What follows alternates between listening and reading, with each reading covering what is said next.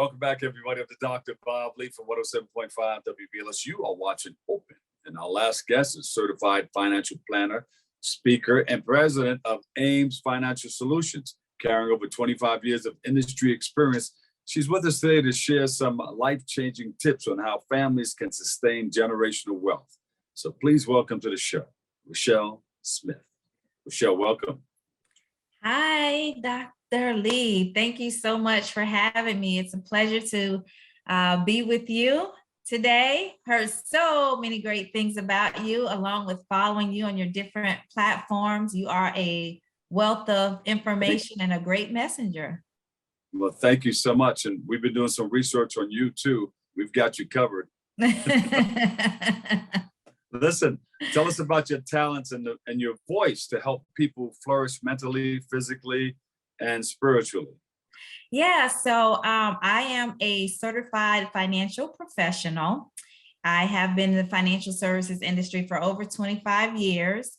So I have been through all of the different markets, the bubbles, the bursts, the bulls. And so I've gained a lot of knowledge about the stock market, as well as a lot of knowledge about financial literacy.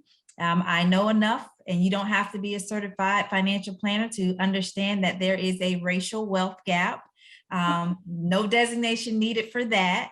And so it's my job right now, or my purpose right now, to help women, people of color, and people who are in transition to build wealth and prepare to leave a legacy. And it's all a plan. It's all about a plan. Tell us how you got into financial planning. Funny, friend of mine I met in the store, both of us shopping. I've always been in the financial industry, but I met a friend while we were out shopping, and she was like, hey, this company that I work for is hiring. I applied, got the job, started at the bottom. Started from the bottom, now we're here. Now we're here. Started from the bottom, now the whole team here. At the bottom, answering the phone, customer service, giving quotes the old way. When people wanted to know, what things we're trading at, they call in and we give them quotes the old way. And I just worked my way through the channels, obtained all of my licenses, Series 7, and all of that great stuff that comes with moving through the financial services industry. And then I got into the designations. Certified financial planner is what I am now. That's where I stopped, because I think that is where I need to be. So that's how I got in the industry. And 16 of those years I've worked for corporate America. The last few years I've been on my own with my own registered investment advisory. Took that leap of faith, huh? It was a leap. It was a leap. It was a leap. Anything that you want to do in life, it's not easy. Yeah. Have that faith and take that leap. Yeah. It's hard leaving for sure money to go out to get your own. That's that comfort zone, but you don't know what's out there if you don't take that leap, Absolutely. So how can families sustain generational wealth? How can you help them with that? Well, first, families have to start to build wealth. And the key is just to start. Unfortunately, so many Black and Browns have sat on the sidelines, and it's not because they wanted to sit on the sidelines. They just didn't know what to do. But I think with the internet out there, with people like you, with people like me, really putting a message out there about the importance of financial literacy and financial planning, I don't think that we can turn a deaf ear anymore. So I think the first thing is that people just need to start, and you start by investing in yourself. If you're in corporate America, you need to make sure that you are participating in the benefits that allow you to prepare for retirement, your retirement accounts. Yeah. If you are, a small business owner, you have to do it on your own. No one's going to make you put money in a 401k. You have to do that on your own. And then outside of that, there are so many opportunities out there now for us to look for land. Maybe the land was ours many, many years ago. We don't know, but we got to buy land. We got to buy it back. invest in real estate, invest in the stock market, invest in ourselves, start our own businesses. And once we get those things together, show the generations underneath how to do that as well. And keep what you have, keep that principle, live off of what you have so that you can pass that principle down to further generations. There you go. And another good thing to know is that if you're renting, you may want to buy, because when you buy that home, you build up equity in that home. Yes. And you borrow your equity. That can be your own. Your house can be your own bank. Your house can elaborate be your own bank. Yeah, you and the bank can share in the equity, because it's still the bank's until you pay for it. But there are ways to use your debt as leverage.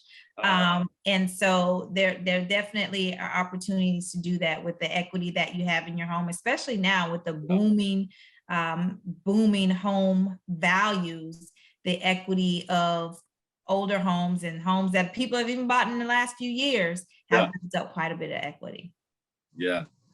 What advice would you give people just starting out? You got somebody maybe they're 18, 19 years old. They're going to get their apartment. They got a pretty decent job to sustain that. What advice would you give them? I always say invest as much as you can, as often as you can, as soon as you can. In your 401k first? Absolutely. If there's an opportunity for you to do anything at work, you want to start there first.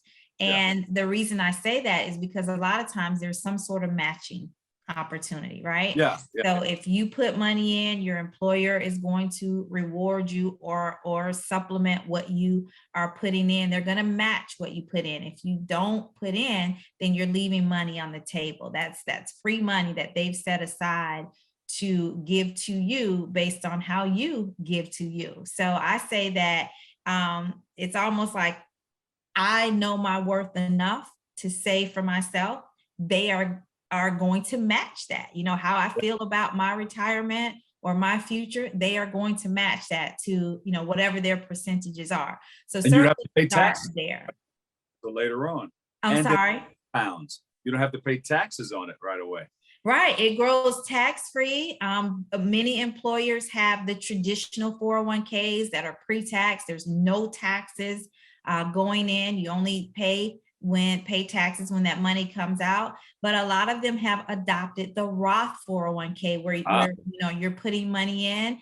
The taxes are paid up front. And so it grows tax-free forever. You never pay taxes on it again. So depending on your situation, you work with your administrators, if they're helpful enough, to determine which strategy is right for you. And don't worry about switching job because you can always roll over those assets from one job to the other, or from one company maybe to an outside brokerage firm. And that's one thing that I always caution people to do. Don't just leave your money behind. When you're switching from job to job to job, don't forget about your money, because I've seen so many people, Dr. Lee, forget about their money and it's just sitting in cash. And 10 years later, it's like it started out at $20,000 and now it's $20,500 because you had it sitting in cash instead of having it invested and working for you. So don't forget, if you have old retirements, old 401ks,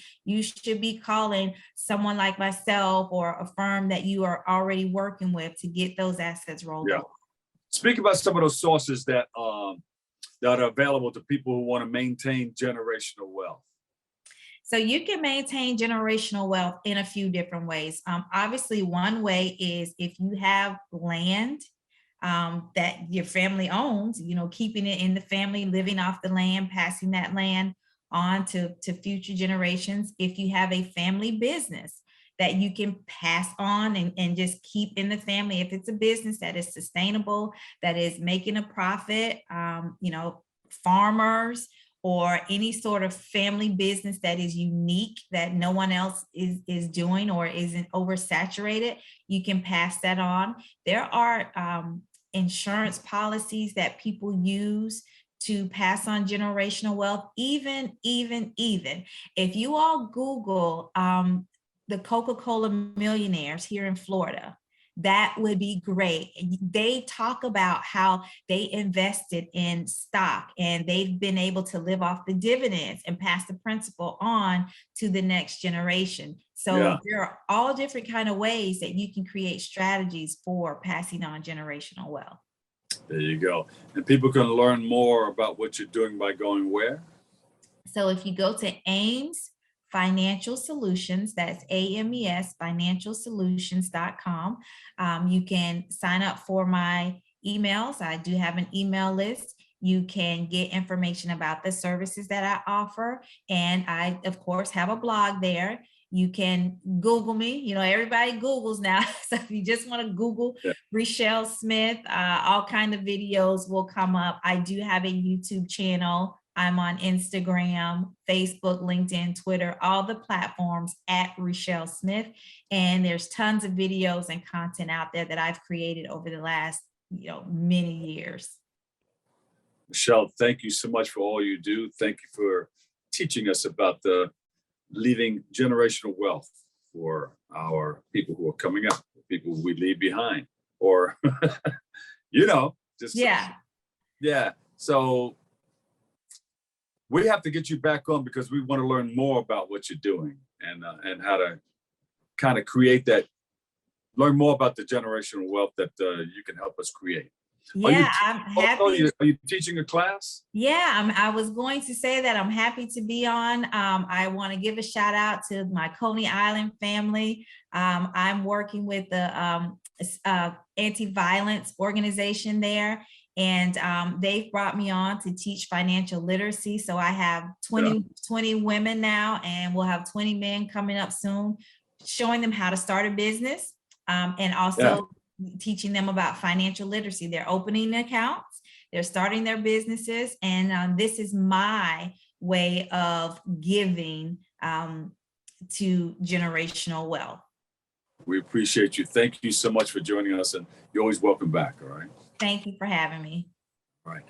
That's about it for all that for today's show. We'll come back and give you some more, of course. Always remember this: what you are is God's gift to you. What you make of yourself is your gift to God. So choose your choice. Let your choice control it. Choose it. I want to thank our BronxNet team for putting it all together. And I'll see you over 107.5 WVLS. I'll catch you another day, another way. Love you all. Peace.